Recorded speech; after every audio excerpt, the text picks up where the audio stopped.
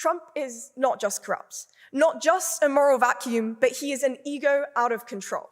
Trump is going where he said he would, loudly, brazenly, and for the second time. He's not overreaching, he's delivering.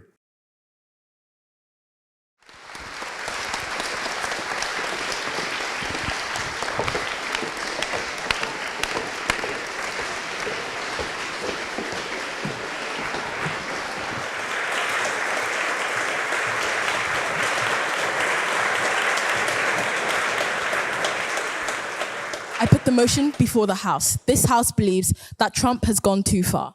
And opening the case for the proposition is Anya Trafimovia, the librarian, St. John's College.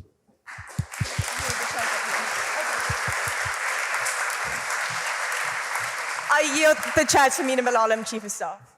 This House believes that Trump has gone too far.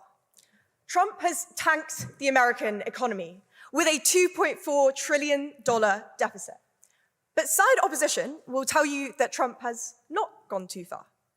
Trump is gutting the global economy, but their side will tell you that Trump has not gone too far. Trump has ruined NATO, Trump has slashed global aid, Trump has all but abolished the rule of law, but the opposition will still tell you that he has not gone too far. Trump has deported American citizens to camps without fair trial, but the opposition will still tell you he has not gone too far. Trump's budget will deny 14 million American citizens healthcare. Would 15 million be too far? Would 30? This is just year one. But no, still the opposition will tell you Trump has not gone too far. Trump is intent on relegating women to second-class citizens. Trump wants to end free speech as we know it. He is bankrolling Israel's Gaza genocide, and he's cozied up to Putin while throwing Ukraine under the bus. And Trump single-handedly has set the history profession back God knows how many years by proving the great man theory of history right, as the single most destructive individual of the 21st century. But no, Trump hasn't gone too far. The noble Charlie Kirk will tell you Trump is not ambitious. If it was so, it is a grievous fault, and grievously has Trump answered it. I speak not to disprove what Kirk will say, but I am here to speak what I do know. Many Americans voted for Trump, and not without cause. America is in crisis. It is a democracy dictated by corporate interests, by disillusionment and disarray. But Trump is not the solution. In only 100 days, he has not only gone too far, he has taken steps to fundamentally unravel the Constitution of the Founding Fathers, paralyze the courts, and send the world lurching towards financial ruin. He has slashed US aid by 62%, leaving key humanitarian operations in Somalia, Haiti, and Myanmar adrift. At 3.8%, Trump has about as much hope of controlling inflation levels as he does trying to rein in his own inflated ego. In only 100 days, the Trump's family's net worth has increased $3 billion. That's about $1 billion a month since the time he took office. In that same amount of time, Trump has only signed 5 bills into law, marking the single worst performance to a start of a president's term in more than a century. The only thing that Trump has not gone quite far enough in is fashion. If you're going to use the fascist playbook, you might at least get Hugo Boss to design your MAGA hats. Madam President, thank you for the incredible honor of speaking in this debate tonight. I'm glad to see you hosting a debate on a president that has gone too far. Although you yourself haven't tried to force through rules reforms in the House, appoint over 50 of your friends to committee as Nepo babies, or strike half of the union's electoral officials, which, in my opinion, shows that you clearly haven't gone far enough. That being said, you still have over 4 weeks left in office, and I'm incredibly excited to see where you will go from here. On a more serious note, I'm excited and happy to see that members of the union, unlike our counterparts in America, are more comfortable with electing a highly qualified woman to the most senior office in this society. I hope that any American friends in the audience tonight are taking notes. On the subject of guests, those with an observant eye will have seen in the term card that Nayib Bukele, our president of El Salvador, will be paying us a visit later in the term. I hope that the president will ask him about his recent illegal incarceration of American citizens at the instruction of his American sugar daddy, who's currently pigging it out in his $400 million palace in the sky. Sorry, I meant gift of a jet from Qatar. Just yesterday, the USA was downgraded from its last AAA credit rating, with Moody's citing insurmountable concerns about fiscal debt and tax cut legislation. Getting an A, I should explain, Charlie, is something that you do in school. And I'd like at this point to apologize to my dear tutor, Dr. Laura Smith, who is speaking also on side proposition. I promise that you will have the essay next week. I've been a little too caught up in writing this speech. Actually, if there is any chance of changing the topic to Trump's America, I might have the essay half written. In 100 days, and by fiat alone, Trump has signed 70 executive orders and pardoned over 70 individuals convicted for the January 6th insurrection. He has rolled out, and then rolled back in, tariffs on over 90 countries. They say that the past repeats itself, but it seems that backsliding into the authoritarianism of the 1930s has come a decade early. To say he has not gone too far, as the opposition must, is to say that any one of the individually unacceptable acts, of which there are too many to list, are actually acceptable, and more than this, good. A vote for the opposition is a vote that it is good to storm Congress, to bribe escorts. It's a vote for a president who won't rule out the possibility of running for a third term because it is, quote, too early to think about, all the while making the lives of ordinary people immeasurably worse. Actually, it is measurably worse. Under Trump, you can be thousands of dollars poorer. Trump appointed Elon Musk to run Doge. Musk, a man that thinks that grass is something you smoke, and who thinks that a meme is when you cut 30 million people's pensions.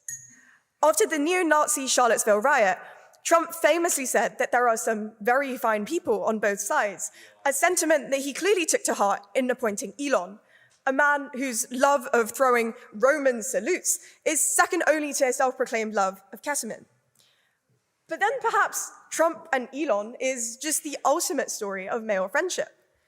After buying Twitter because he didn't have any real-life friends, Musk with Twitter can join Trump with Truth Social in the enviable company of probably not a lizard, Mark Zuckerberg, and in the I own my own social media club. Now, Charlie, I'm sorry you got left out here, but I don't think that having kids pretend to be MAGA youth for Instagram Reels quite cuts it. Trump is not just corrupt, not just a moral vacuum, but he is an ego out of control. He's a danger to himself and to others. He's authoritarian and impulsive. Now, it's a bit rich for the Union, with its recent leadership, to talk of presidents being authoritarian and impulsive. That being said, perhaps America could take a leaf out of the Union's playbook and try removing their president, even the ones that have been democratically elected. If you don't think that Trump has gone too far, at what point would you say that he has crossed the Rubicon?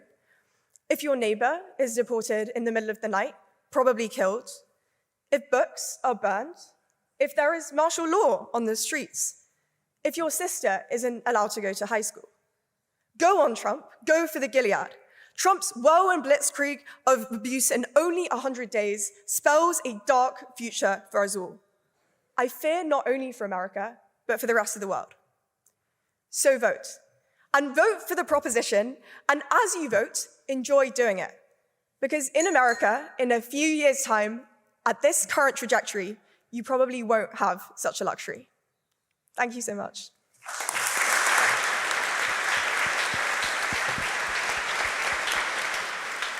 I now look to Serene Singh, Christchurch College, to continue the case for the proposition.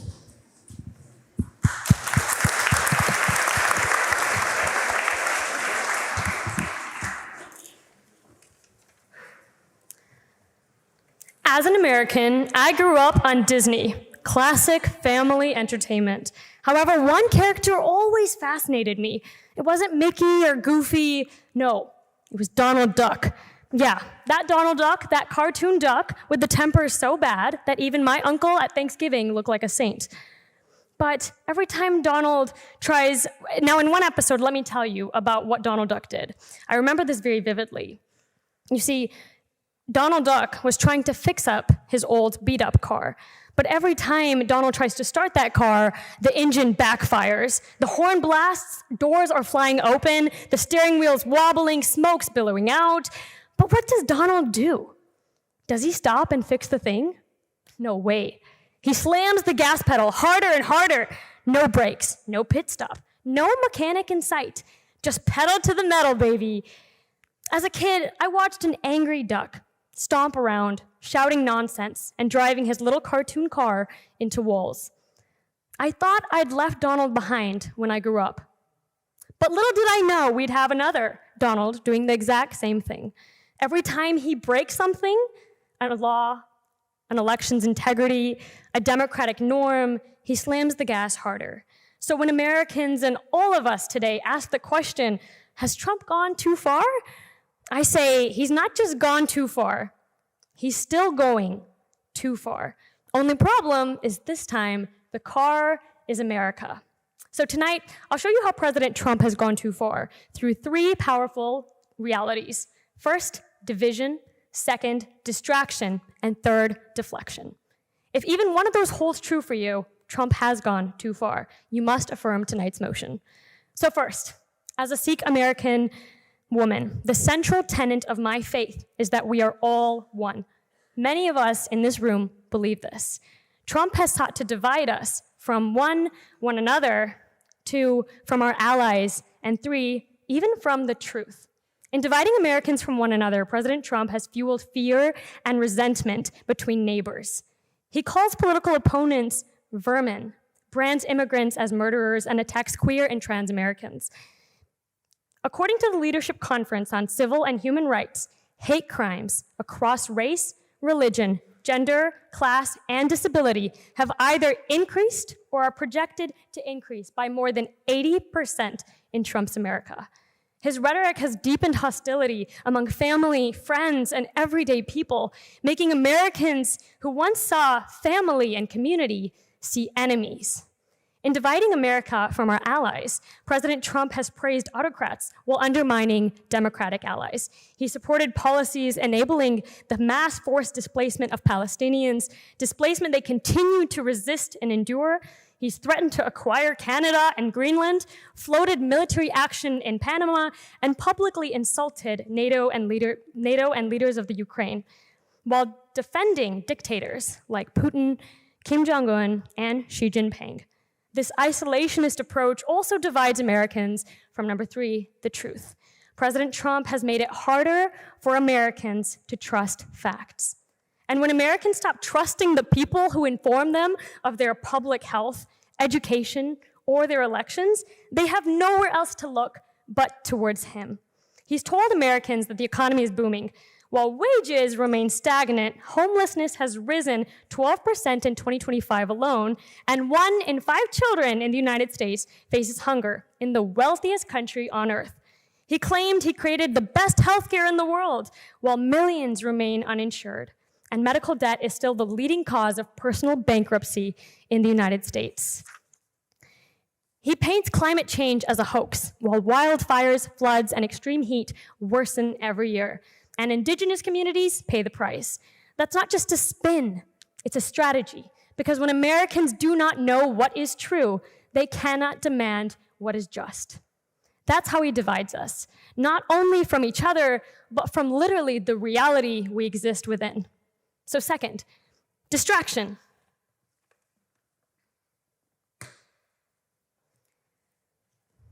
You'll notice a pattern. When there's a real fire, Trump pulls out the alarm somewhere else. He doesn't address the root causes of crises. He manufactures new ones to distract us from focusing on real problems. I'm going to specifically address only 3: safety in society, safety for women, and safety for children. He claims he brings safety, law, and order, an interesting priority for someone who's been convicted of 34 felony counts. But his solution: build more prisons, imprison more people, punish, and repeat. Research shows that mass incarceration does not solve the issues that cause crime: poverty, mental illness, and addiction. It punishes people for symptoms of real problems. And if you still believe prisons solve crime, consider this. America locks up more people than any country on earth. holding nearly 1/4 of the world's prisoners. If mass incarceration made us safer, we'd be the safest nation on earth. But instead of reversing this, President Trump pushes us further into an unsafe reality, choosing handcuffs over housing, prisons over treatment. He doesn't just distract us from the real roots of crimes, he deepens the crises that exist. He claims that America is safer for women. President Trump says that he will protect women, and he does. But look closer at what he does and how he actually distracts us. He fuels moral panic about people who are transgender in sports, a policy obsession that targets a few dozen individuals nationwide. No, thank you.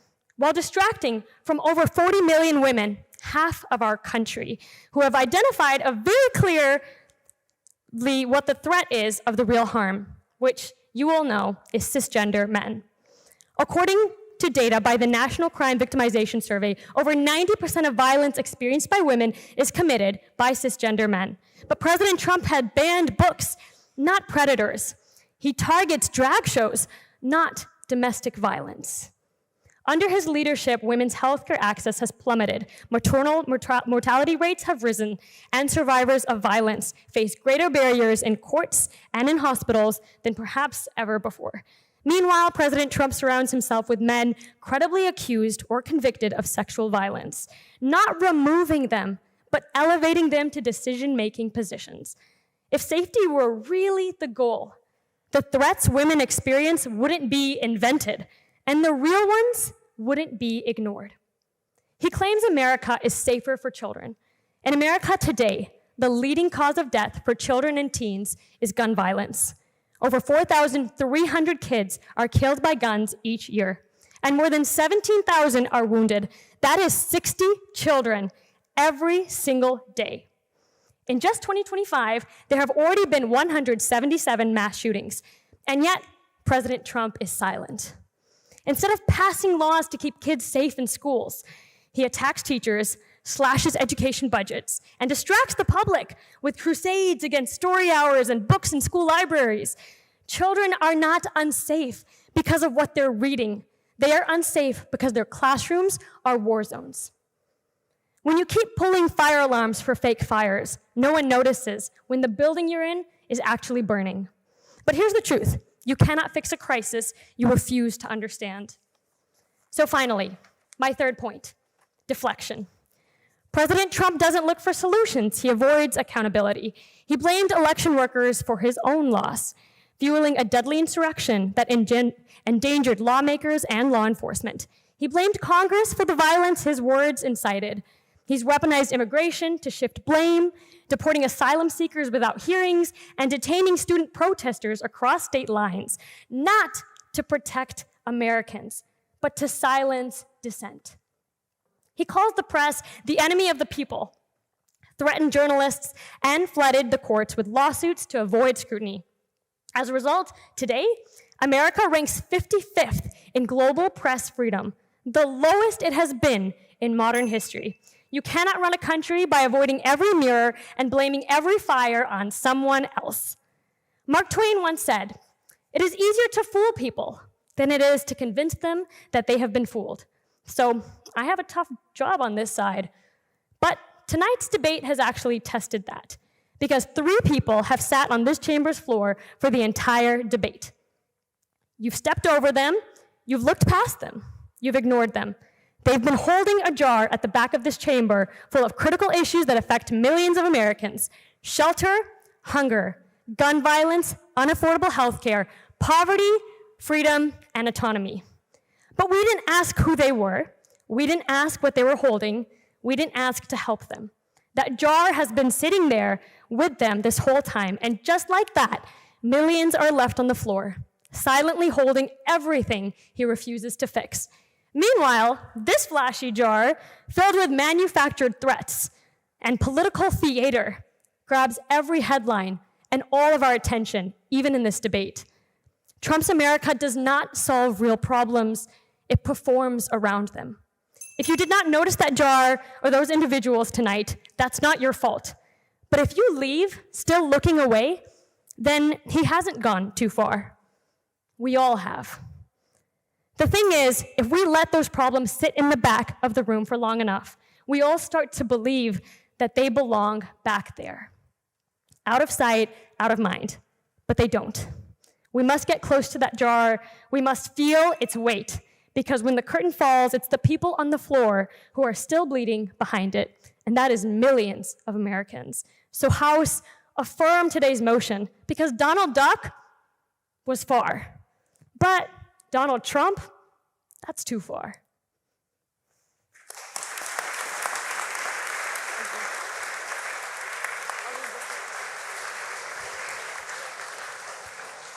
I thank Serene for her speech. To continue the case for the opposition, I look to Daniel Ogoloma, Regent's Park College.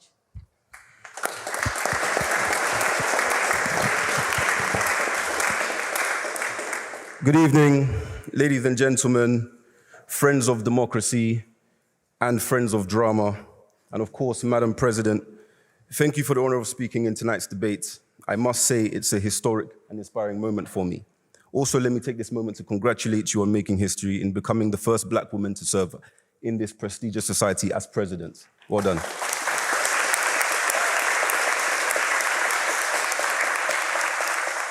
Now, on to the business for today. This House believes Trump has gone too far. But before we start passing judgment, let's ask, what does gone too far even mean? Too far to whom? The media, the woke left, or too far to people who are used to presidents who just have eloquent speeches for 8 years without action, like that former president from Chicago? Gone too far. The phrase itself is elastic, subjective, it's vague, and often used more as an emotional expression than a rigorous standard. It sounds like a phrase you use when your mates down the last pizza that you've already called dibs on. It implies that boundaries have been crossed, but which boundaries? Legal, political, democratic?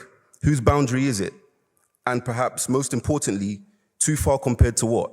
Compared to precedent, to expectation, or simply politeness? Trump is going where he said he would, loudly, brazenly, and for the second time. He's not overreaching, he's delivering. So tonight, I'll show you that Trump is working within the constitutional boundaries. He's doing what he is democratically elected to do, and he's following through on the policies which will prove he hasn't gone too far, he's just gone as far as he said he would. Now, the proposition, of course, has continuously made the case that Trump is breaking the Constitution. They'll say he trampled democracy, ignored the courts, and is basically running the White House like it's a season 15 of The Apprentice. Here's the truth. Trump isn't breaking the Constitution. He's following it forcefully, but faithfully. Yes, he's signing executive orders faster than freshers sign up for societies they'll never attend. But is that illegal? No, it's efficient. Let's compare. Obama signed over 270 executive orders. Biden's crossed 160. Trump, he's simply operating just like every modern president trying to get things done in a gridlocked system. He's declared national emergencies. He's not the first. The National Emergency Act exists, and he used it. And if you don't like the law, blame Congress. Trump didn't write it. He just actually read it this time. And when the courts disagree with him, and yes, some did, he didn't ignore them, he didn't dissolve the judiciary or arrest any judge. And even in the case of Kilmar Albergo Gracia, yes, a deportation gone wrong, the system didn't collapse, the courts intervened, judges ruled, the administration was held accountable. That's not a president ignoring the law, that's the law working, even when the headlines get messy. Trump isn't going beyond the powers vested in him, as stated in Article 2 in the United States Constitution. He is using the powers of the presidency exactly as it is written, unapologetically, energetically, and in line with the mandate he was given. Trump isn't trying to abolish Congress. He isn't attempting to rewrite bills of rights, and he isn't throwing out separations of power to crown himself an emperor. He's operating within the framework, loudly and legally. Look, I know the Trump sequel rattled a few cages. It was like the reboot no one asked for that somehow still shattered the box office records. But this wasn't a political accident. It was a democratic choice. Over 60 million Americans heard the message, saw the chaos, weighed the controversy, and still said, let's make America great again. So rewind the tapes. His 2024 campaign was a checklist, not a poem. And guess what? He's ticking the boxes, and many Americans are winning. Young people. He's rolled out apprenticeships and STEM grants, created real jobs, not just LinkedIn dreams. As for the working class Americans, tax relief and energy infrastructure, more hours, more cash. The elderly, he's capped insulin prices in these first few weeks. Legal immigration, application queues cut nearly 30% thanks to digitization. So you tell me, if Trump's second term has already improved financial standings of students, workers, immigrants, and pensioners, who exactly has he gone too far against?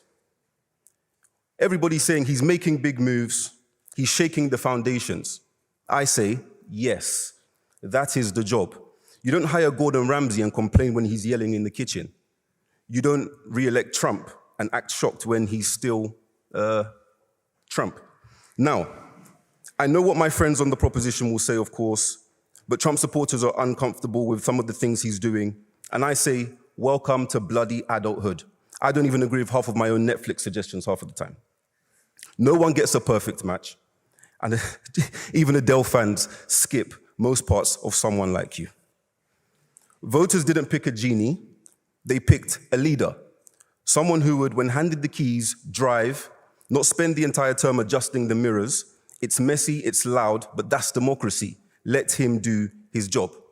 Now, just imagine, you purchase a ticket to Jamaica, you board the flight, and mid-flight you experience turbulence, and the pilot tells you, guys, sit tight, because the route he needs to take might be ugly. It's a bumpy ride, but he still lands the plane safely at your destination. Will you say he went too far? No. I think you'd say, cheers, mate, rough ride, but we got there in the end. So let's be very clear. Trump isn't going too far. I just think we've grown used to politicians promising everything, delivering nothing, and calling it process. He, instead, is delivering what he promised, even if it gives CNN panic attacks every 45 minutes. Who gives a toss about Trump's tone and politeness, his language, or his tweeting? Trump is rude, they say. He's undiplomatic. He makes people uncomfortable. Well, so does honesty. So does follow-through. So does a president who doesn't apologize every 30 seconds like a British person walking through someone in a Tesco. Sorry. And yes, supporters of this motion will also say he's damaging America's international image. Look, America's image has been through worse. They once invaded the wrong country over bad intelligence and were still selected to host the Olympics like nothing happened. Trump being blunt isn't the collapse of diplomacy. It's just the end of pretending everyone likes each other in the G7 group chat. Here's the real threat to democracy. Politicians who talk a good game and do nothing, who run on dreams and govern on differing, who make hope a product but not a plan. Trump is certainly not that man. You may not like the method, but you can't deny the motion. Trump is moving. Friends, I'm not saying he's a political saint. He's not even polite, I know. But that's not the requirement to be president. If Trump unnerves you, maybe what we fear isn't overreach, it's accountability. So, I leave you with this. If democracy still means electing leaders and expecting them to do what they say they would, then Donald Trump hasn't gone too far. He's gone exactly as far as he is allowed to. Thank you all. I now look to Laura Smith to close the case for the proposition.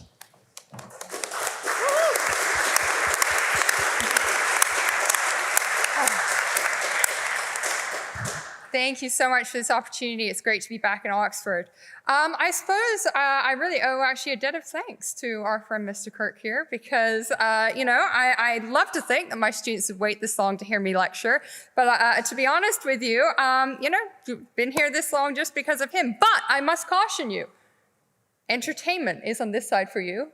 Education is on this side.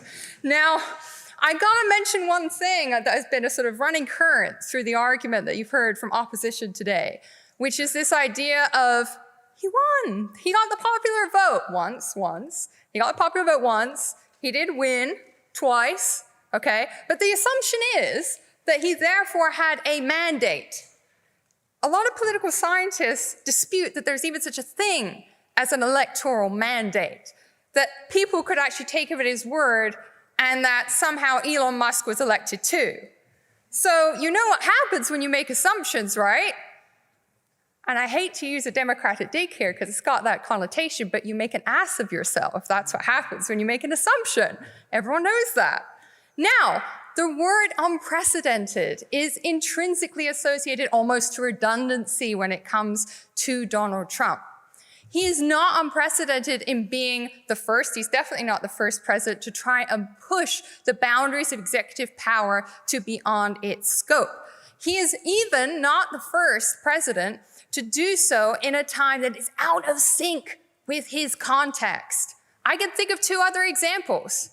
Andrew Johnson, after the Civil War, he was America's first president to be impeached. Why? Because he wanted to welcome the Confederate rebels back with open arms, like the Civil War, just a bit of a brotherly scuffle, wasn't it? No problem. Oh, all these freed African Americans? No, let's not have any more civil rights for them. No. So he got impeached. He wasn't removed, but he was the first president to be impeached. Richard Nixon, here's another example of a man acting out of the context of what was acceptable in his times. No, he wasn't impeached because he was forced to resign. He lost the support of his own Republican Party. So what is the difference when it comes to Donald Trump, a president who's been impeached twice and not removed? He's not being held accountable. He's pushing against this for more executive power. It is not acceptable in the 21st century, but so far he is yet to be held to account. No, thank you. Presidents have formal powers and informal powers, but one of the key ones is, of course, executive orders. We've already heard it tonight. But I would just like to point out that there is a little bit of fake news over there, okay? So let me get the numbers straight. In his first 100 days, which is why we're here in the first place, Donald Trump signed no less than 147 executive orders. Now, to put that in context, Joe Biden signed a similar number, that's what you heard, but over 4 years, not 100 days. Big difference. So Donald Trump has brought up the yearly average executive orders since 1944, all the way through the modern presidency, since FDR. Now, he has also used his pardon power, his clemency power, another formal power. Most controversially, in his first 100 days, we already mentioned the pardoning of 1,500 January 6 rioters. Hugely controversial and a huge push in the use of executive power. He is the commander-in-chief, another immensely important formal power. What is he using it for? Well, so far, thank goodness, he's only organizing himself a birthday military parade. And how much is this going to cost, you ask? Well, The Guardian suggests it could cost up to $45 million American dollars for the American taxpayer to pay. Does this sound like the leader of the Western democracy, what they would do? He likes to create crises. Now, we all know that when there's a crisis, for example, he was in charge when there was COVID, when there was a crisis with Black Lives Matter, George Floyd, an economic crisis related to COVID, how badly he mishandled and mismanaged that. Why does he like to therefore create crises? Because he can control them. It's this idea of controlling. Andrew Jackson, a president he most admires, used to use the phrase, "I am the storm." That's the idea. It's like he wants to be the storm. He wants to control the narrative and create these crises. To establish himself as more powerful. Pushing back against traditional allies. Can I think of an example? Too many, but I'll give you a couple. Recently, he's got really keen on this idea of an Iran nuclear treaty. Wow, I feel like I'm in 2015 again. Wait, we had one of those. Oh yeah, it was under President Barack Obama. And yet, because it was associated with Obama, it became no more under Trump. And now he's trying to create a treaty with no trust whatsoever. He talked in his election about the Panama Canal. And most egregiously recently, in terms of the economy, his tariff wars, going after America's, one of their oldest and strongest allies, Canada. Why? Fentanyl. It's racing across the border. We got to stop it. It's dangerous. How much fentanyl comes across the Canadian-US border? 0.01%. I'm sorry, that's wrong. Less than 0.01% comes across the US-Canadian border. And of course, I would be remiss to talk about Donald Trump if not to talk about immigration and his deportation policies. From the start of his political career, a mere 10 years ago, his immigration rhetoric rested on xenophobia and racism. And I'm not going to dignify this chamber by repeating some of it. What it has created is it has encouraged some of the worst of Americans and statements to come out, to feel vindicated. For example, in American campuses today, after his re-election 2024, some Republican student groups were actually encouraging their fellow students to report other students they believed to be there illegally. So you are now innocent, no longer innocent before proven guilty. He has been told by the Supreme Court, his own Supreme Court, one might say, considering that he appointed 3 of the justices, that he must return a man who should not have been deported to El Salvador's max security prison. He must return him, and he refuses to do it.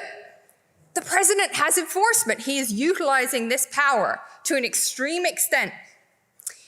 Like this, he is mirroring Jackson. Jackson is the one who 200 years ago, almost 200 years ago in 1832, the Supreme Court said, no, Cherokees, Native Americans must be able to stay on their land. They said this to someone who had driven through the Indian Removal Act of 1830. And Andrew Jackson ignored it. Why? Because he was living in the democracy of the white man. That was almost 200 years ago. Thank God we no longer live in the democracy of the man, although I do notice a bit of a gender divide here, which may reflect the support that Donald Trump has and that gender divide of his own. Another really interesting thing I find about Donald Trump and his use of power and deportation and immigration policies creating the crisis, he seems to be really fixated on a potential genocide in South Africa against white South Africans. Nobody else has really heard of this. And yet, white South Africans, no thank you, you'll get your chance, Mr. Kirk. Like my students, they get their chance. So, these white South Africans are able to come and relocate to the United States, while others, including those of minority, racial, and ethnic backgrounds, do not get that privileged opportunity, the same privileged opportunity. Finally, I'd be remiss without mentioning Doge, of course. I mentioned before Elon Musk. I mentioned before how he was unelected. Getting hand cramp there, Mr. Kirk. Lots of notes. I'm looking forward to it. Oh, I'm looking forward to it. I'm looking forward to it. So, when it comes to Doge, we know that he is not the first president to try and reorganize and restructure the American government. William Taft there, 1909, 1913, he did it from a fashion of organizing, of studying it, of specialism. This was a period in which Congress and he got together while he used unilateral power, got together and worked together to ensure that they had someone who was a specialist in government to study it for almost 4 years before slashing. There was no chainsaw government. It was streamlining government, and it certainly wasn't denigrating those very unflashy civil service jobs that people do tirelessly day in and day out, and mostly thanklessly as well. So ladies and gentlemen, I ask you, in my final 30 seconds, 20 seconds, how do we judge whether a president has gone too far when the method that the founders gave us, the high crimes and misdemeanor, the last block of check, the impeachment mechanism, seems meaningless for a man who has been impeached twice? How do we hold him to account? Well, by the only means that we know how and that we've spearheaded. We must vote. We must vote in proposition. We must vote by democratic means to prove that Donald Trump has gone too far. Thank you very much.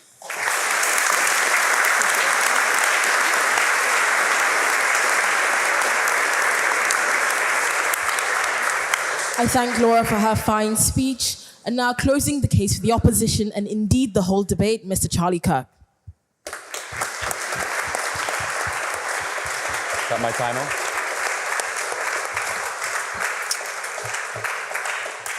Okay, before I begin my prepared remarks, I feel like I gotta run the gauntlet. First, I'll give you £1,000 right now if you could tell me the US citizen that was deported under Donald Trump. You said that twice. Yeah, the US citizen that was deported under Donald Trump. Can anyone tell me? £1,000, I'll give it to you right now. Yeah, name? Wrong, not a US citizen. Citizen El Salvador. Anyone else? US citizen, deported under Trump. Nope, that was a lie. You should know better than that. You go to Oxford, so that is a correction. Number two, can you tell me when it comes to Charlottesville, something that you said when Donald Trump said that there were people on both sides? He was actually talking about the statue debate, not what you said, so that's a hoax. That's line number two. Oh yeah, you said that somebody over here said something about Pete Hegseth being nothing more than a TV host. You should also mention that he was a service member of the military. Nope. Sorry, I'm going to talk uninterruptedly. Thank you. Service member and was a decorated war hero. Funny you didn't mention that. Oh yes, January 6th came up multiple times from, you tried your best, but from you and from the opposition. It's not an insurrection. You called them all rioters. It's funny. A small percentage of the people that were actually there on January 6th did anything violently. The vast majority walked into the Capitol building after they were invited. Also, back to your point, I certainly hope Reform and AFD wins. So I hope that it's not to teach Trump a lesson that he goes too far. We'll get to that in a second. Finally, the Donald Duck, really, like what was that all about? What is this jar? I have no idea what you're talking about in the back of the room. It's like, it's completely lost on me. So I don't know what that's all about. Also, on the Canadian border, the professor failed to mention that the Canadian border was closed. President Trump said fentanyl, and the amount of terrorists that are coming across the Canadian border, of which the most terrorists that come into America come across the Canadian border on the terrorist watch list. You did not mention that. And finally, professor, you never heard of it in South Africa. Interesting. You never heard of that. The fact that a major political party in South Africa says, quote, kill the Boers, kill the Boers. I would expect more of somebody who wrote a dissertation and teaches here at Oxford to say that you would not know about the attempted slaughter and genocide of white South Africans. Okay, now on to, I'm sure there's lots of POIs, and I will talk uninterrupted. Now to my remarks, but actually, is that all of it? Let me see here. Yeah, that's just a taste. Hello, everybody. It's great to be here tonight. Thank you to the Oxford Union for inviting me.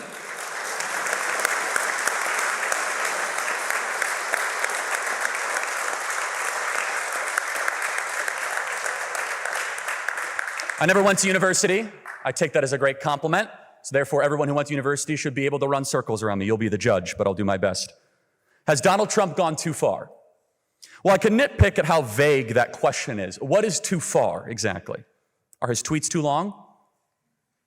Can all of us even agree on what we're aiming at? I don't think so. The truth is this. If you dislike the West, and if you hate the West's values, if you think the West is evil fundamentally and deserves to be destroyed, then anything Donald Trump does basically short of surrender will be too far for you.